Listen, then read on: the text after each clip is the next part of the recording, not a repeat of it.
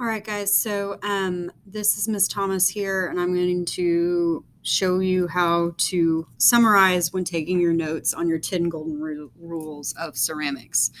So we're going to title it first, 10 GOLDEN rules of ceramics.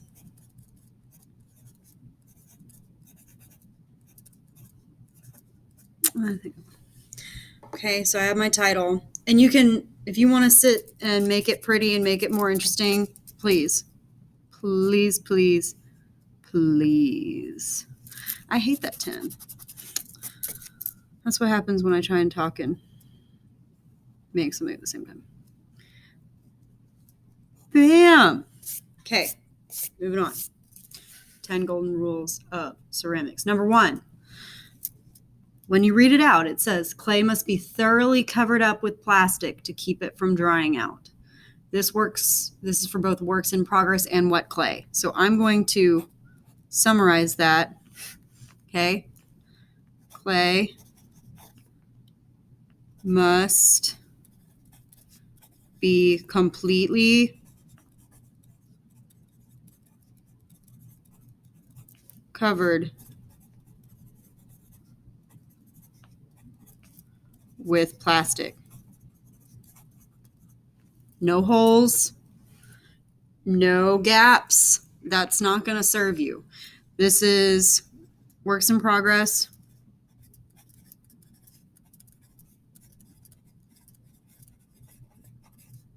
Plus new clay.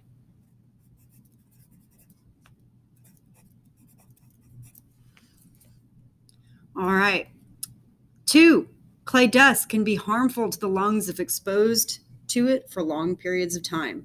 To prevent this, it's very important to thoroughly clean your area and the floor using water and sponges. Sponges are just the best way to clean clay. I've used rags and they don't work as well. So I'm just going to say, for safety reasons, it's important to clean the floor and your area thoroughly.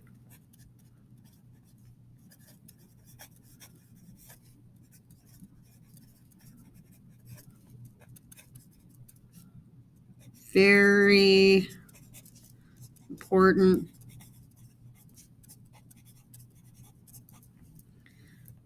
to clean work area and floor.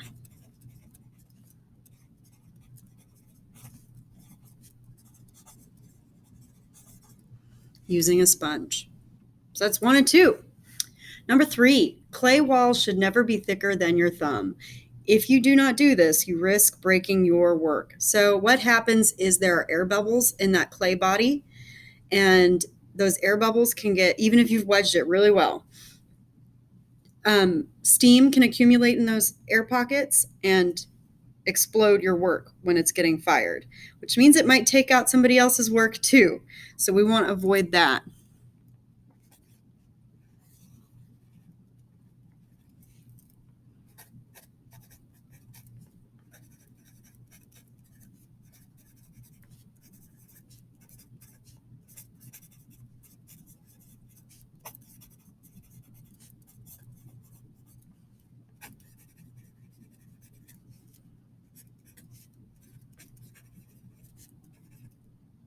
Otherwise, it's one word, I believe.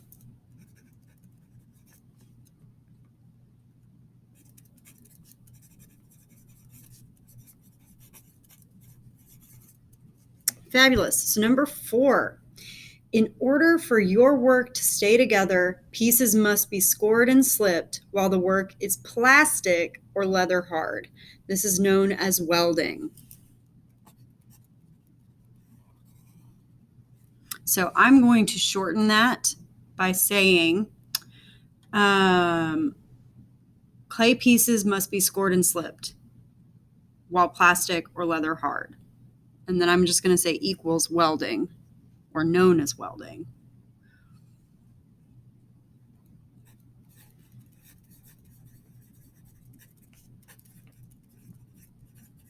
And if you don't understand what scoring and slipping is yet, don't worry. We will go over that later. But for right now, just introduce yourself to that vocabulary this way.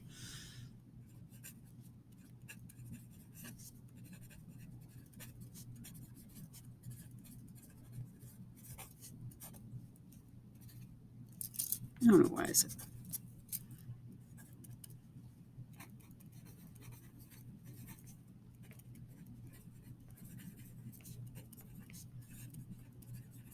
I'm going to say in order to fuse properly.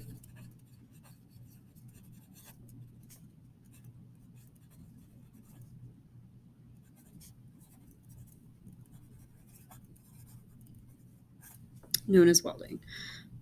5. I'm going to push it up a little bit. Wedge clay in order to remove air bubbles, achieve consistency, and line up the particles of clay. So this will also help your keep your clay from exploding in the kiln. And it gets the clay ready to be sculpted or worked. And again, this is another vocabulary word we will go over more thoroughly later.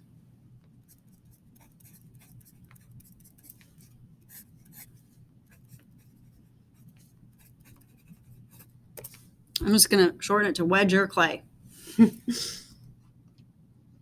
So number 6, keep glaze off the bottom of your work.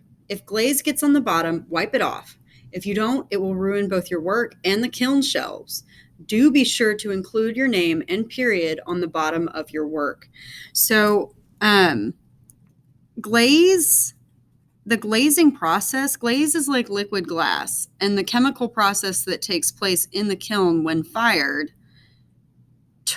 fuses that the liquid that dried into the powder that's on the edge of your vessel to glass, and it will fuse your pot to the kiln shelf if you get glaze on the bottom of your pot. There are some ways around that, but for the most part, we just want to avoid getting glaze on the bottom of our work. So don't glaze bottom.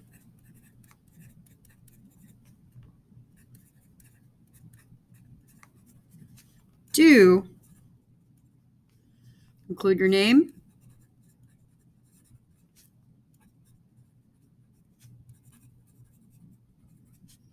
and period. Wipe off any glaze.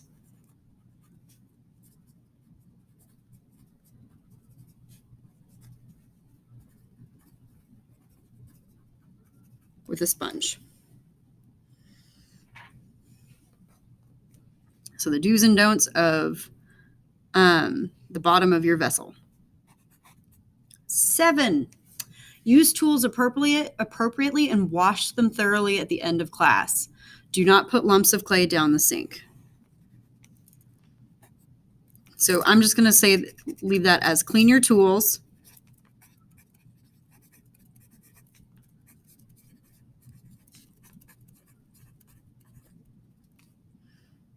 And then avoid lumps of clay in sink. We'll write that underneath here.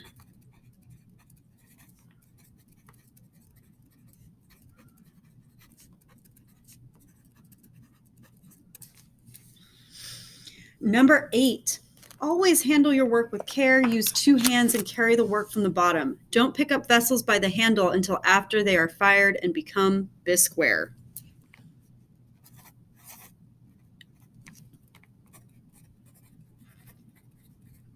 So handle work from bottom with 2 hands. I'll leave it like that for now. Never touch another person's work, even if it looks cool, even if it's in your way. And that's a big one.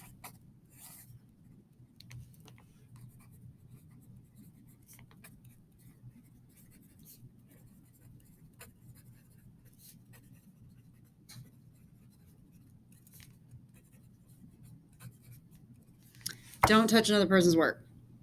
It's theirs, not yours. And it's just when clay is in certain stages, it is so fragile. It's so fragile that you don't want to break somebody else's hard work. It will ruin your day. Finally, number 10, only bone dry clay will be fired. Students are not to touch the kiln unless directed. Please be sure to store clay in the appropriately designated areas. So, again, this might have vocabulary that you're not totally familiar with yet, and that's okay. We're going to be talking about a lot of that vocabulary as we go.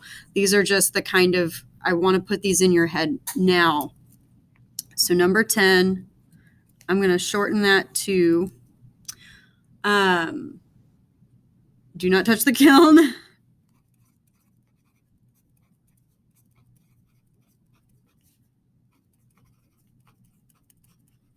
I mean, they get very, very, very, very hot. And yes, I had a student break a kiln once, and it cost like luckily, it only cost $500-$600 to fix, but we didn't have a kiln for several months, and it was not pleasant.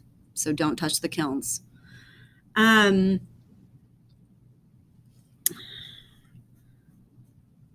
dry for firing.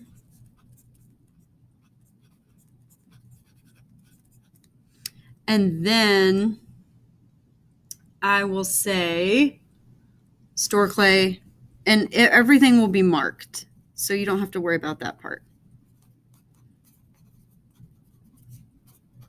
You just have to worry about listening to that.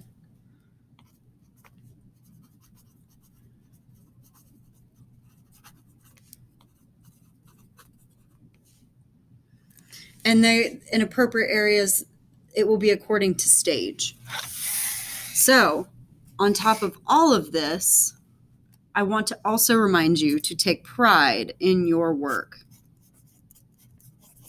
And maybe you don't have this space on the side of yours. Maybe you have it somewhere else on your page.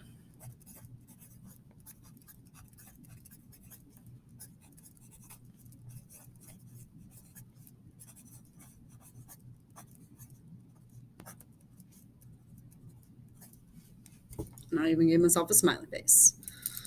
Alrighty then. So those are your 10 golden rules of ceramics.